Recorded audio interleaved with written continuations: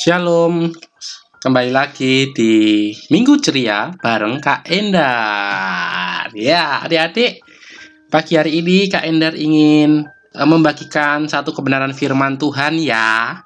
Minggu lalu, kalian masih ingat gak firman Tuhannya tentang apa? Ayo. Nah, pagi hari ini Kak Endar ingin membagikan satu firman Tuhan mengenai Israel dan Yehuda tertawan. Ya, judulnya yaitu Israel dan Yehuda tertawan. Kalian bisa membuka di 2 Raja-Raja pasal 17 ayat 1 hingga 23 dan 2 Raja-Raja 25 ayat 1 hingga 12. Ya, sekali lagi Kak Endar ulangi. 2 Raja-Raja 17 ayat 1 hingga 23 dan 2 Raja-Raja 25 ayat 1 hingga 12 ya. Siap mendengarkan firman Tuhan? Kalau siap, sikapnya yang baik, kita akan sama-sama mendengar firman Tuhan. Ceritanya begini. Bagaimana perasaan kalian jika kalian harus meninggalkan kampung halaman dan pindah ke negara lain? Apa yang akan kalian paling rindukan tentang kampung halaman kalian? Alkitab menceritakan tentang suatu bangsa yang diambil dari tanah air mereka dan dibawa ke sebuah negeri yang beribu-ribu kilometer jauhnya. Bangsa Israel dipindahkan ke negeri Asyur yang jauh. Mengapa mereka ditawan? Karena bangsa Israel tidak lagi beribadah kepada Tuhan dan telah memulai menyembah berhala. Dalam hal apakah Israel tidak taat kepada Tuhan? Dengan tegas Tuhan telah melarang orang Israel untuk menyembah berhala dan telah memberitahu mereka apa yang akan terjadi jika mereka tidak mentaati hukum-hukumnya. Akan tetapi umat itu tidak mau patuh. Mereka ingin melakukan apa yang mereka inginkan. Allah bersikap sangat sabar terhadap orang Israel. Berulang-ulang mereka berbuat dosa. Bila mereka berbuat dosa, Allah akan mengutus seorang nabi untuk menyampaikan pesannya kepada mereka.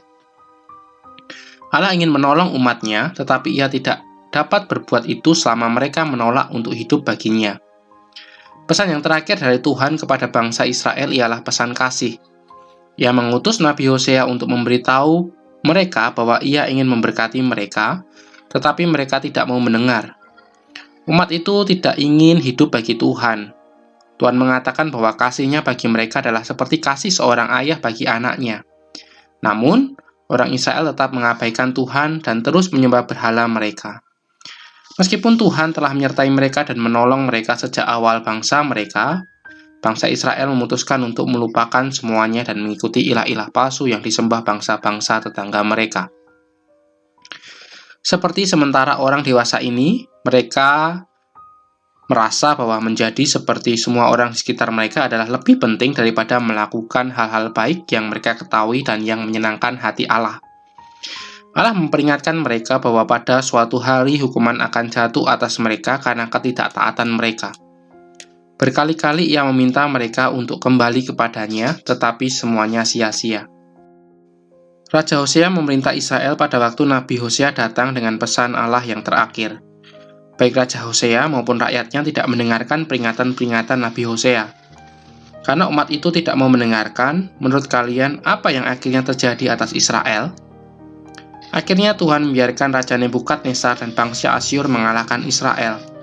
Rakyat diambil dari rumah mereka dan diangkut ke kota-kota di Asyur dan Media. Sekarang mereka harus menetap di negeri asing, jauh dari negeri yang mereka cintai. Mereka tidak lagi berkuasa dan hidup makmur di negeri mereka sendiri. Tetapi mereka diperintah oleh bangsa lain yang berkuasa untuk menyuruh mereka melakukan ini atau itu. Sementara peristiwa ini terjadi di Israel, rakyat Yehuda kembali kepada Allah di bawah pimpinan Raja Hizkia. Ketika Asyur berusaha menaklukkan Yehuda juga, Allah melindungi mereka dengan mengirim malaikat yang membinasakan hampir semua tentara Asyur. Asa, Yosafat, Hizkia, dan Yosia adalah raja-raja yang baik di Yehuda, karena usaha mereka rakyatnya berbalik kepada Allah lagi. Akan tetapi, setiap kali pemerintahan raja-raja ini berakhir, seorang yang jahat akan menjadi raja dan rakyat itu menyembah berhala kembali. Meskipun kadang-kadang terjadi masa kebangunan rohani, rakyat Yehuda tetap berbuat dosa terhadap Allah selama hampir seluruh sejarah mereka. Kira-kira 100 tahun sesudah Asyur menawan orang Israel, Yoyakim, seorang raja yang jahat, mulai memerintah Yehuda. Yoyakim tidak mengasihi Tuhan dan tidak mendorong rakyat untuk mentaati firman Tuhan.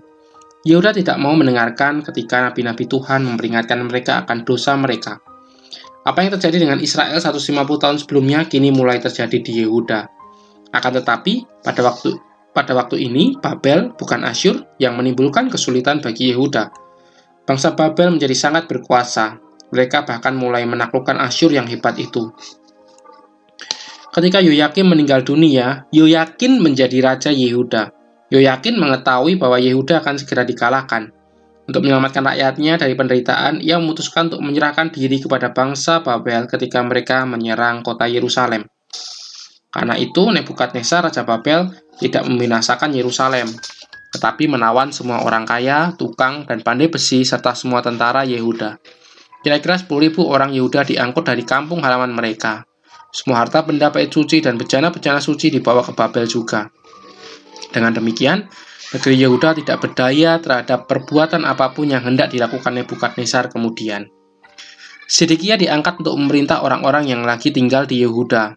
Akan tetapi, ia harus melakukan tepat seperti yang diperintahkan oleh Nebukadnezar. Bagaimanapun, hal itu tidak berlangsung lama. Kira-kira 9 tahun kemudian, Sedekia memberontak terhadap Babel. Bala tentara Nebukadnezar pergi menyerang Yehuda.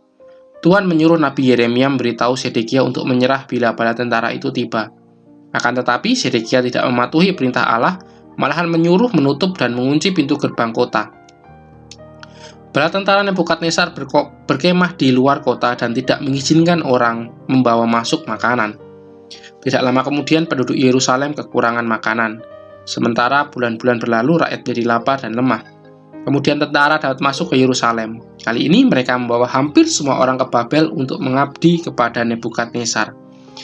Hanya sedikit orang yang sangat miskin ditinggalkan untuk mendiami negeri itu.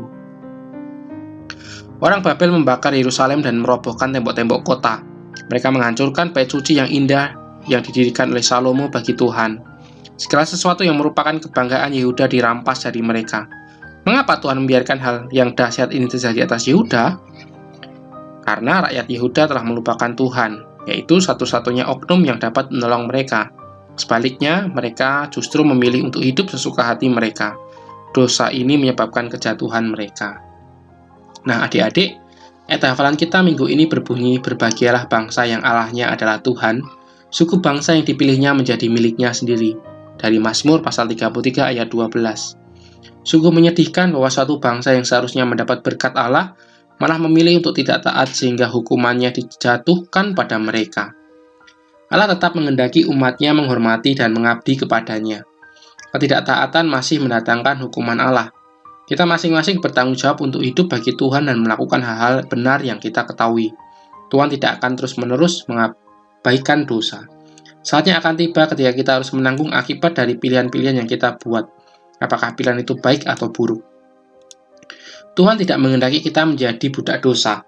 Dapatkah kalian menyebutkan beberapa dosa yang dapat mencegah kita hidup seperti yang dikehendaki Allah? Tidak selalu mudah untuk melawan godaan untuk hidup sesuka hati kita serta mengikuti cara hidup orang-orang di sekeliling kita. Hanya kuasa Allah yang dapat mencegah kita ditawan oleh dosa. Kan tetapi, dengan mendengarkan Dia dan menaati Dia, kita dapat tetap bebas dari dosa. Oke adik-adik, demikianlah firman Tuhan pada pagi hari ini yang Kak Endar sampaikan. Kiranya kalian mendapat berkat dari apa yang hari ini kita pelajari bersama.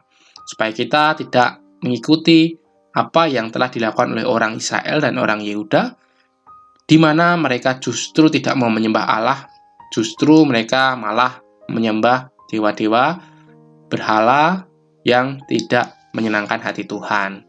Karena itu adik-adik, mari kita rajin mendengarkan firman Tuhan, beribadah kepada Dia dengan setia.